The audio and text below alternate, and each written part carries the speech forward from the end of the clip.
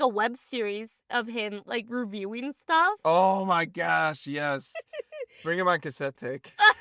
David Harbour, Hear me out. Red Guardian, we need you. Hello and welcome to Cassette Tech, where you can eject wherever you want, but please don't sue. I am Ethan. I can't do Russian accents, so I'm just Annmarie. All right, now kicking out that persona. Yes, please. Can you imagine if you did that the whole time? Me, I would have so much fun. I can't vouch for the audience. That is true. Annmarie, what did we just go see? Guys, we just got out of seeing Thunderbolts. Thunderbolts with the little asterisk. Oh my goodness. Yes, there's an asterisk, everyone. We all know what it's for now. And it's not where you think. Oh, pull back to She-Hulk. We finally got a good Marvel movie. Oh my gosh, it's so refreshing. Like, one where we don't have to really dread being in the theater for more than an hour and a half. Like, this is an actually well done Marvel movie that feels like a Marvel movie, like what Marvel used to be when you go in. Yeah, oh yeah, 100%. Because the last couple of Marvel movies that we've had were in the Chapek era, and now we're back to the Iger era, and there's a funny joke in this movie that relates to that, which is hilarious, but it finally feels like Marvel's back to form, basically. Yes, absolutely. I mean, like, it's just, gosh, not only is it, refreshing to see, like, just a genuinely good Marvel movie, but also, it's just arguably, I would say, one of the most heartfelt of them. Even when Marvel was in its prime, like, it's just so heartfelt throughout this whole thing.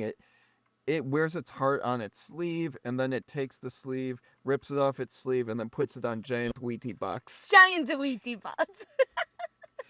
But, no, you're 100% correct. Like, if there's a Marvel movie I can relate it to, maybe Winter Soldier in certain aspects, but it's really heartfelt, and I kind of got teared up a little bit at a certain point. I would say this is the vibe maybe that Black Widow should have had.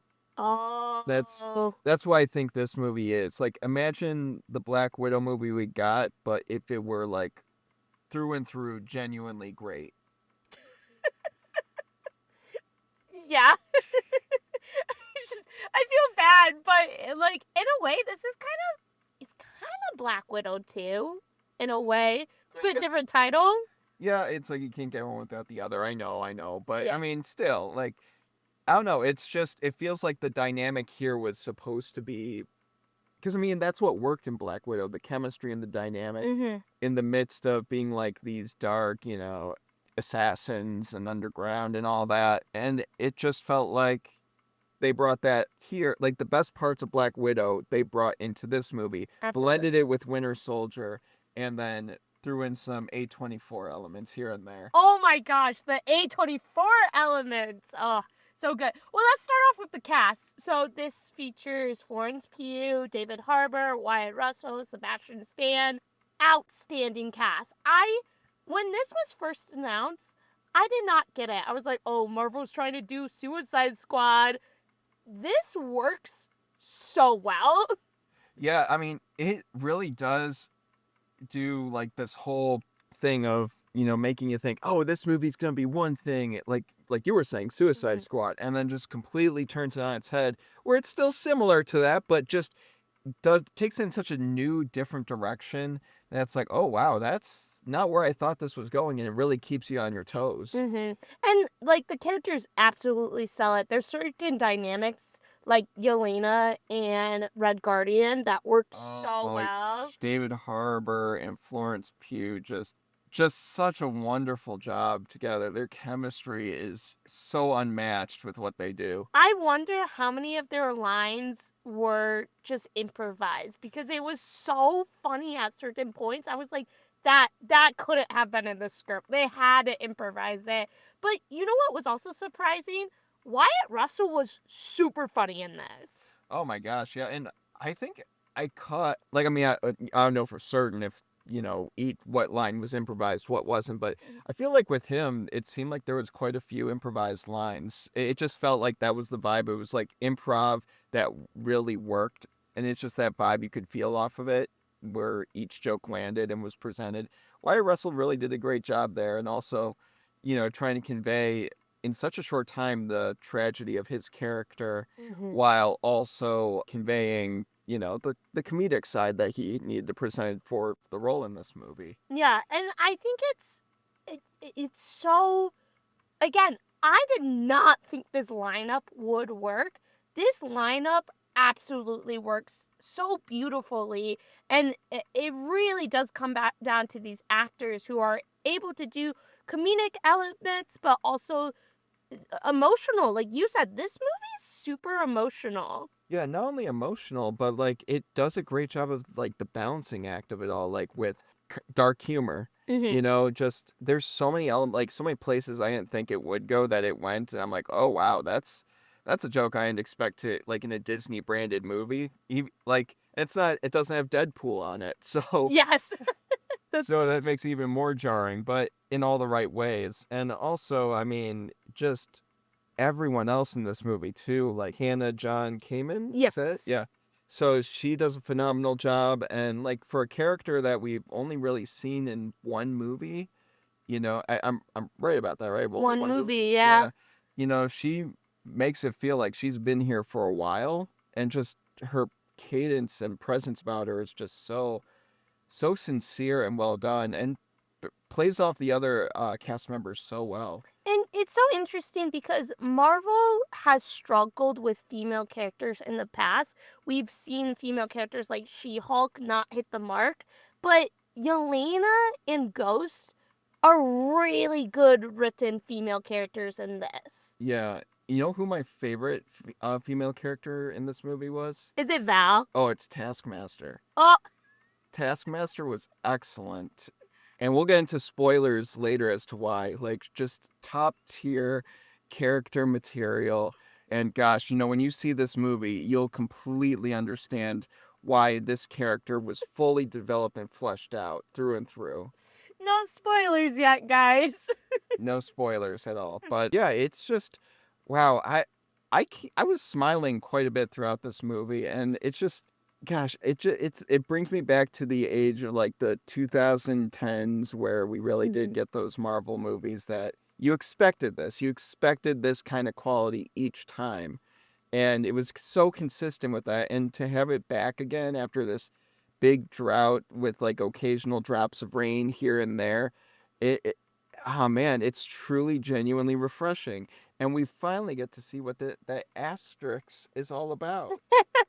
We've been waiting for a while for it. So it's definitely I don't want to say too much because I don't want to spoil anything. Yeah, we'll get into spoilers. But overall I'm like really happy with this movie. Like I heard coming in that this movie was good, and my expectations have been lowered with Marvel, but the actors, oh my gosh, the directing, the editing, everything here stands out. Yeah, Jack Schreier, I believe his name is the director of this film. He did like a Shameless episode. He's done Paper Towns. What else did he do? Beef? He did Beef. Yeah, that was probably that resembled quite a bit, here of his work in the past. And I mean, he's done quite a bit. He's not like one of these like big top tier directors, that Marvel typically tries to get, but I think that's kind of why it works.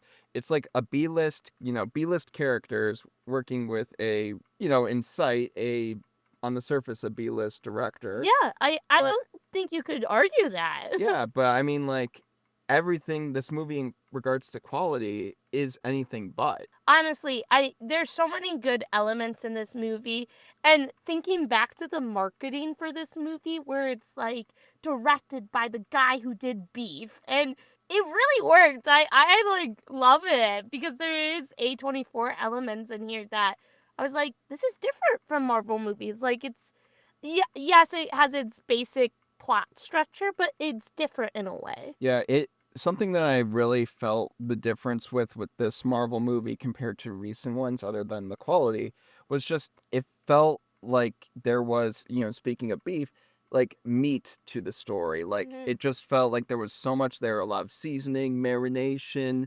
We love our meat here, but it's just like, it really felt there was so many layers here. And it in like previous Marvel movies that have come out recently, it felt more like a skeleton of what it should have been. Like it just felt like, all right, let's get point A to point B to point C to point D to point E, and then we are done. And that's what it's felt like. I mean, there's been the occasional exception, but for the most part, that's how it's been in these past few years with Marvel. Now, with Thunderbolts re-ushering in, and I hope it's re-ushering in this kind of level of filmmaking and storytelling, it's so wonderful to see. And I hope that they really, knock on wood, stick with it. Yeah, same. I really hope. And this movie does set up future movies. We can get into that later, but I still think this is a great standalone movie because it character develops so well. Yeah, you don't even need to see like really anything else, to get this movie. I mean, No. if you want to fully, immerse yourself into it and, know the nuances and all that, sure, go ahead, spend your time watching all that stuff just to catch up to this movie. Feel free. I don't have hours for 20 Marvel movies though. No, and that's another thing this movie does well that, previous Marvel movies, when they were at its peak, were able to do. You can jump into this movie, like almost any point into the Marvel timeline and feel like, you're at a welcoming mat. That's so funny because a lot of people talk about when they jumped into the Marvel universe, and some people talk that Guardians of the Galaxy was their jump-in point. Some people said Iron Man. I think this is a jump-off point for new Marvel fans, which is super exciting too.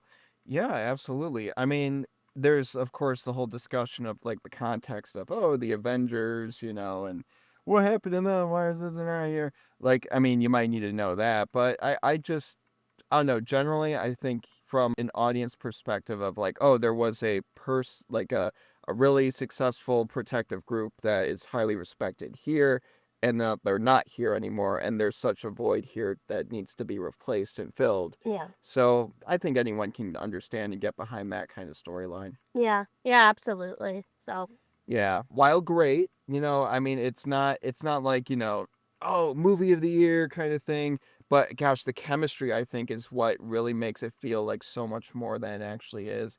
Because it's just, it does have its flaws, though. It does have its flaws. yeah, this isn't like a perfect Marvel movie. Like, it's not Winter Soldier level perfect or even Infinity War perfect, but there's some CGI stuff. But at this point, like, you can't make certain people look certain ways, and Yeah. you kind of have to accept that. And also just maybe like a little bit of, I'm not sure if it's editing, like, I don't know, just some of the editing at times was a little weird to me. Not bad per se, just weird. Maybe that's just, my subjective take on it. So that was just something I noted. But along with the CGI, I mean, there's not too many problems with the movie, but it's definitely one that you could just jump in on, get behind regardless. And it has the feel of like a really good B movie to the point where it feels like an A-list movie, Yeah. in all the right ways. So it's just, guys, go see this movie. It's Yes. awesome. Finally, go see a Marvel movie. We can say that. Yeah. Before we get into our spoiler talk, which is coming up right around the corner, Annmarie,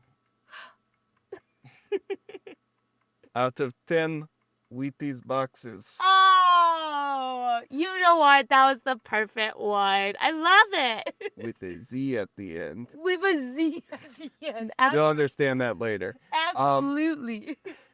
How many would you give Thunderbolts asterisks out of 10? You know what? I really, really did enjoy this movie. Again, it's not the best Marvel film, but in my opinion, it didn't need to be the best Marvel film. It just needed to come back strong and kickstart this universe into gear because, listen, this train is full steam ahead. We're heading to Fantastic Four, Doomsday, Secret Wars. There's so much more coming.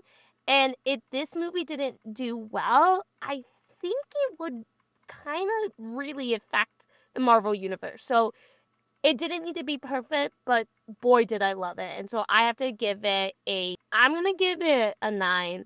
Good, because that's exactly what I'm giving it as well. Or- I mean, it's such a heartfelt movie, and like I said, just so much more so, arguably, than a lot of, even when Marvel is at its peak, a lot more so than those films too. This movie needed to accomplish one thing, and it was just to be good and get Marvel back on its, feet again. And I think not only did it do that, but it really demonstrated Marvel could be more than what it was too, in regards to characters and, world building. It was just not only refreshing, but it was something that was just freshing. Yeah, I love it that you said that. Sorry. I'm like, wow, you're going to carry on with that terrible grant. It was funny. I love that you said that, though, because Marvel, the same formula that worked in phase 1, 2, and 3 doesn't work anymore. It needs to do something different and unique. And Thunderbolts did that because of its team behind the camera. And I think that needs to be such a standout point. Kevin Feige, listen up. Hire people like this because they have great ideas. And I know some people are like, oh, superhero movies. It's not cinema. Doesn't matter. You can still make a really good movie. Yeah. Also, something I want to bring up here quickly before we get into spoilers is Sentry. So I thought we were waiting on him. Well, I mean, to go really in depth with him, but I feel like, the audience can get a little tease of what's to come. I mean, with Sentry, he is so well done and so well acted. I can't remember the Top actor's name. Gun guy. Yeah, Top Gun guy. Yes. But no, he did such a great job conveying exactly what Sentry needed to be, and I'm speaking intentionally in vague terms here because there's just a lot of different reveals here and there about like what is he doing, why is he the way he is, and all that stuff. So we'll get into that in a little bit, but just overall, excellent job at doing what he needed to do and conveying the emotional turmoil that character goes through. Yeah. So, yeah, guys, Thunderbolts asterisk. It's just, fun fact, asterisks is just one of those words that for life, like my entire life, I can never say it without like stumbling over my little tongue here. Honestly, I can't spell it, to be honest. We run a show where we talk. Yes, thank God. Oh man. But guys, Thunderbolts, have you seen it? Are you excited to see it? Are you like, I don't know, it's Marvel, we've been kind of getting some crap stuff here and there, and I don't know. I mean, guys, are you wanting to see a great movie just on a nice Friday night and enjoy yourself? And that you don't need any context really from previous films. Guys, I think Thunderbolts is exactly that, and I would love to hear all y'all's thoughts on it, because we liked it quite a bit, obviously, 9 out of 10 Wheatie boxes, but we want to hear what you guys think, so let us know your takes on our tapes in those comments down below. And with that, Annmarie, what time is it? It's spoiler time. It's spoiler time, and with that, guys, please, if you've not seen the movie, leave. Unless you're a deranged psychopath. You're a deranged psychopath. Get out of here. All right, that started this off. The best fourth wall kind of joke was that when Ghost shot Taskmaster in the head, killing off the Chapek era of Marvel movie. Yeah, that was boot, nice. Boot. It's like, I like how in the marketing and trailers, like, oh yeah, you got Rick Guardian, you got Ghost, you got Taskmaster. This is gonna be such an elite team, and you know who everyone is, and probably gonna survive in the end. Like within the first introduction of the character. Yes. Oh my God, straight to the head. It was so funny. Which, by the way, I don't remember her talking in Black Widow. Like, I thought she was mute or lost her voice. Me too. So, I don't know, maybe there was a point which she talked. I don't remember, but it was weird because she talked. She's like, I'm not here for you, to Yelena. And I'm like, what? You can talk? You can talk now? You know what? She did have a really cool action theme where she slammed the shield on the ground and it bounced back up and she blocked a bullet. credit where credit's due, but you did take a bullet to the head, so who really cares? Wow. Is that your opinion on everyone takes a bullet to the head? Yeah. No, not at all. Come Taking on. out of context, Annmarie has this opinion, and it's forever gonna shape her life. Stop! No, but gosh, that was just such an interesting way to go about it. I'm like, oh wow, that changes the dynamic of things from the get go. And let's talk about the dynamics between these characters, because it's just that was one of the main points we really Mhm. liked about this movie. Their chemistry, the acting, and how they got along. Gosh, I really love how Red Guardian is just so ruthless in his love. He really is. He's such a good dad. Yeah, daddy. Daddy. Gosh, he cares so much, and is so he is the definition of the movie where it's hard on the sleeve, and he will make you really nice jackets to put your heart on that sleeve, right next to the Tide branding. Listen, the best, let's be honest, the best scene that's so heartfelt is when Yelena is talking about how she is just so depressed. This movie deals with depression Yes. really well. I thought it was an interesting take on it. And Yelena's been going through so much, and she's like, I have done so much bad stuff. Like, I am nothing. Like, I'm not worth all of this. And he's like, you are, though. And in that moment, it was such a touching moment. I don't want to cry, but Do it. it honestly really did touch me in that moment, because I think we've all been in that place where you're like, I am nothing. Like, why am I here? And to have Red Guardian just say that, like a father figure, it just was super touching. Yeah, not only that, but just the moment where, you think oh yeah, he's doing Sentry's doing the right thing by beating up his dark self. And she's like, no, that's not the right thing. Just what, you're just gonna keep punching and using violence and fighting, this dark void, punching air basically, emotional air.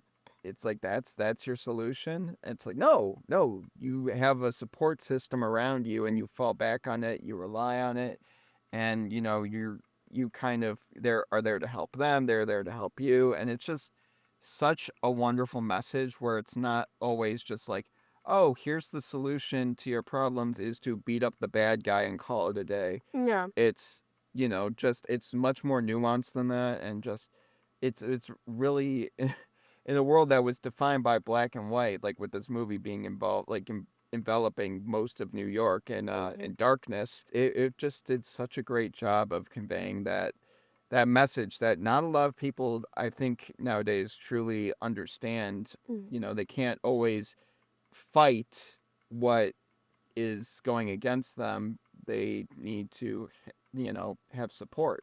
Yeah. And oh man, it was, Florence Pugh is such a great actress, and it's such a good, interesting story for Yelena to make her different from Scarlett Johansson's Black Widow. It's something unique in a sense. And her relationship with Bob, she can just tell how sad he was. And it just really stood out to me that they were this is a Marvel movie. Yeah. This is Marvel. We're talking about depression and wanting to die. It was just insane to me.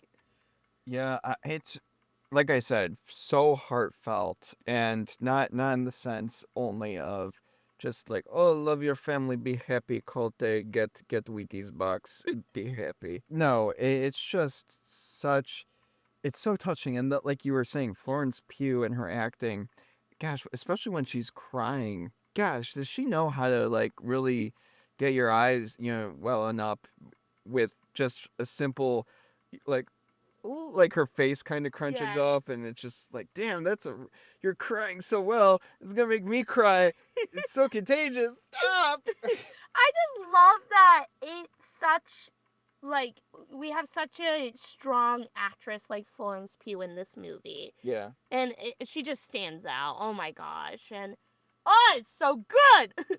Yeah, and just, not only with one actress that can do such a great job, but when you have like just such a great cast to, ensemble to go with her, and that plays off of her so well, like David Harbour and, just gonna say John Walker, Wyatt, Wyatt Russell. yeah, Wyatt Russell, John Walker. Yeah, no, like just everyone working together in this film so brilliantly.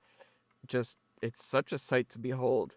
You know what was honestly one of the coolest things that they added to this movie Mm-hmm. was Century's power to look into some people's minds and play back their saddest moment. And we got to see Yelena's, we got to see John Walker's, and we got to see Val's. I thought that was so important to her character.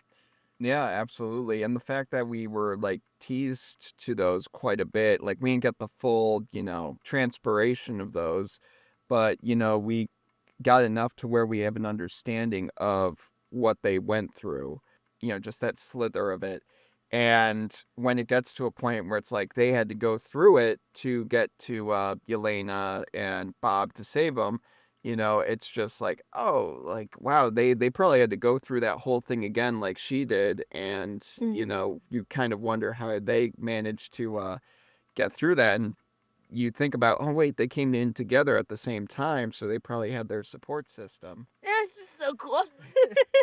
I just think it's so cool that, like, we got to see Val's too, because it gives such a dynamic to her backstory. She's great in this movie, but you don't really know why she does certain stuff when we first meet her, and now, like, we understand, like, she wanted to protect people, and that's her goal, and it's just super cool. Yeah, it's just a matter of to like how, and that's what it always is. It's like, oh, I want to do this. Well, you can't do that. It's like, but I'm doing it for the right reasons. That's not always the right reason, so. Her one line where it was like, there's bad guys and then there's worse guys. Yeah. And it was like her describing herself as a bad guy. I was like, you are a bad guy, but I like you.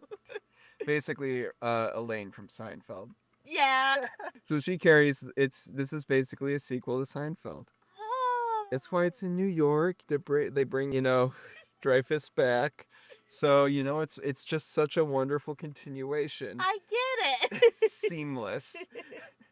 Yeah, it was just such a standout. Do you think we're going to get Thunderbolts asterisks too? You know what? I think we might. And okay, let's talk about it, guys. We know what the asterisk stands for, everyone. And it has a Z. And it has a Z. Yes, that's right. The new Avengers.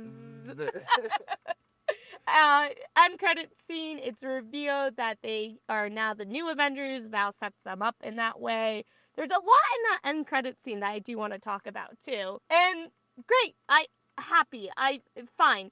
Not what I thought was going to happen. A little disappointing because we kind of all guessed that they were going to be called the New Avengers or Dark Avengers or something. But you know what? We knew they were coming in Doomsday. Fine. Yeah, I mean, it's just such... Even the post-credit scenes, I gotta say, had that old Marvel feel too. Like that the other ones haven't had. So it's just... This movie is fully encompassing the idea of like what Marvel needs to be and should be. So just side note there. But yeah, going off of what you were saying, like just the new Avengers, I know I was kind of expecting Dark Avengers because like, oh, like they were fighting in the dark and it was like emotionally dark and like dark. And then she's using the word Avengers quite a bit. And then you have like a dorky Avengers theme playing like when they're announced as the Avengers. So I'm like, oh, like, it's going to be Dark Avenger. Like, no, it's New Avenger because they are new and they are Avengers. Yes. We fought through the dark to serve the light. We are Avengers. Oh my gosh. Well, you know what? They're the new Avengers now. And then there's some other stuff that we need to point out. So there's reference to Sam Wilson and Bucky Barnes arguing over the team of Avengers. Now, if you remember, Captain America 4, they were buddies. So what happened? Like, that's the thing I'm wondering, because I'm not sure if it's one of those things where it's like kind of like a joke where it's like, oh, you didn't take it well, and it's just, like, oh, obviously you wouldn't take it well, but kind of more like in the sense of, they're having a conversation and he brings it up like, no, that's crazy, don't do that, it's stupid.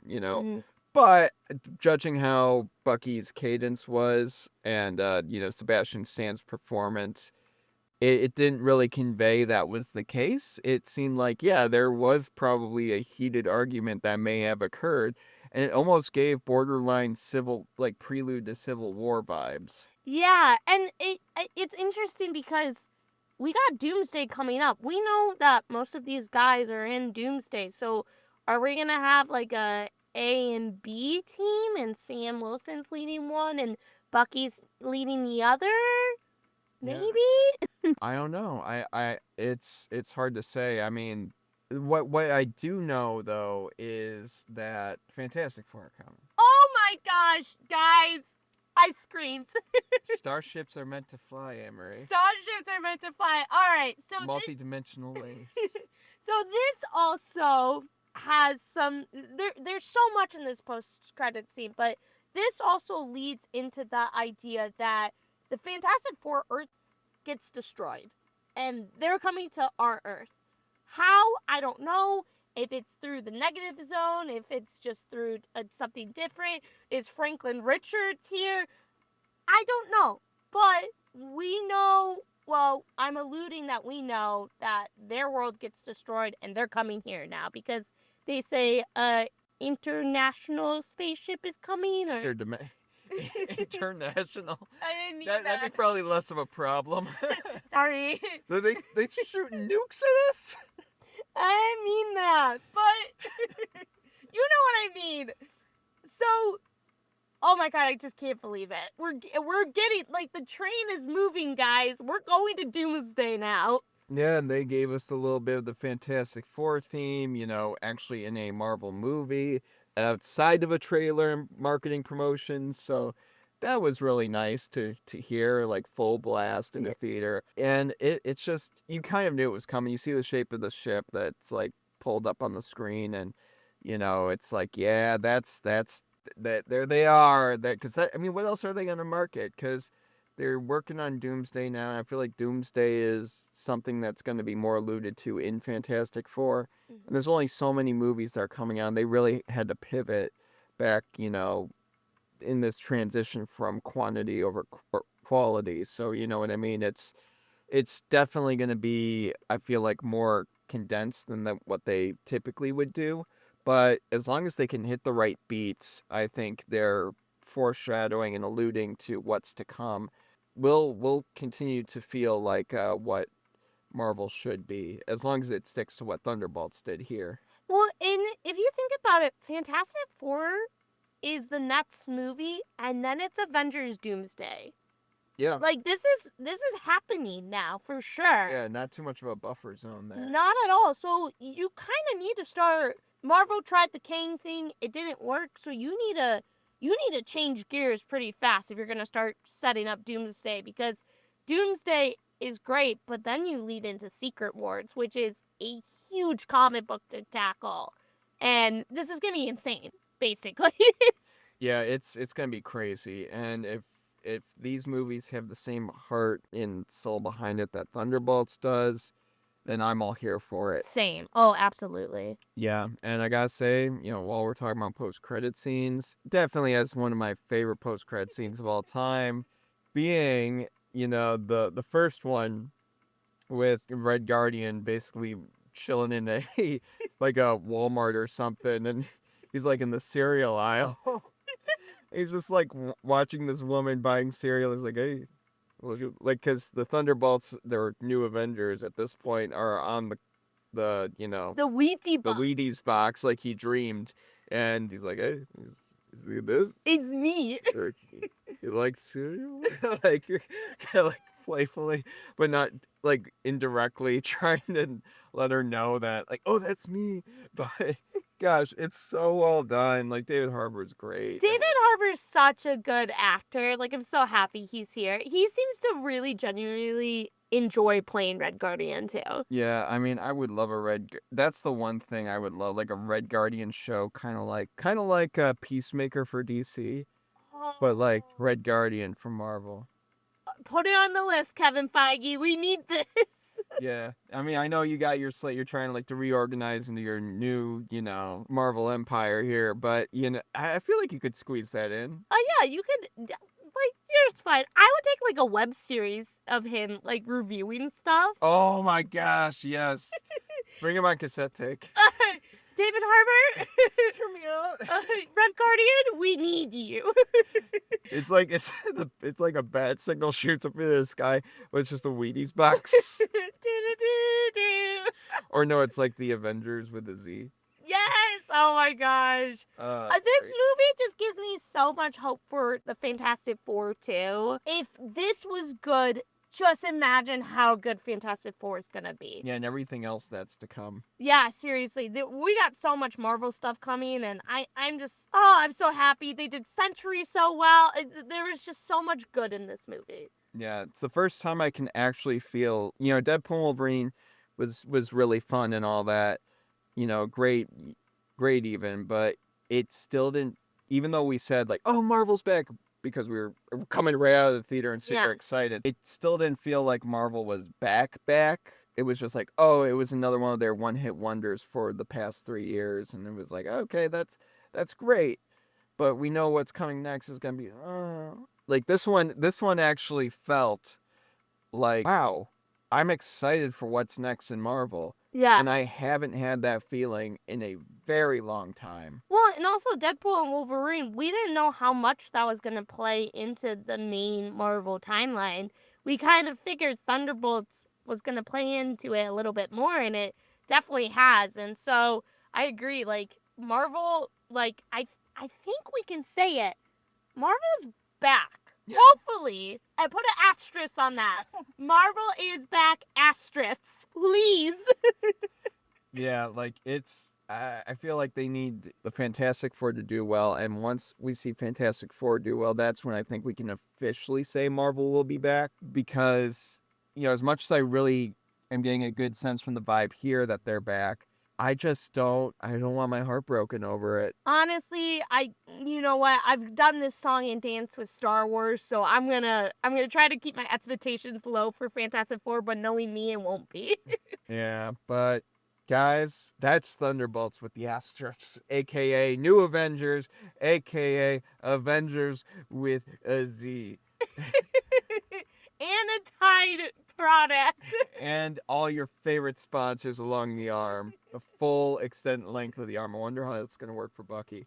Yeah, maybe he rips it off. I could see him doing that. That's on brand, ironically. Yeah, kind of. But guys, what did you think about Thunderbolts? Have you seen it? And what do you think about the spoiler goodness that we talked about here? Make sure that you put a spoiler warning before you comment about the spoilery goodness. Oh, yeah. As respect to your fellow moviegoers. But we want to hear your takes on our tapes in those comments down below about everything. Whether you think Marvel's back, whether you think Marvel still needs another hit like Fantastic Four. We want to hear it all. So let us know your takes on our tapes in those comments down below. And with that, Annmarie, I think that about does it for us. Oh, let's put an asterisk in it. That's how it works, right? Thank you for joining us on this episode of Cassette Take. We hope you haven't ejected thus far into the podcast, but whether you have or haven't, please don't forget to rewind. Don't forget to like, comment, subscribe, all the bells and whistles, everything, because we are just so happy to have you guys on board. We gained quite a few of y'all after our Sinners review, and so shout out to all of your support. Yeah. We're just two doofuses talking in the microphone, and I don't know, it's very, very nice that you guys are here on this journey for us. You guys are our support system. We one day will be on the Wheaties bots. Dang, man, that transitions perfectly into the ending here, because guys, while you don't forget to rewind, don't forget to eat your Wheaties. Oh, absolutely. Take care, guys. Bye.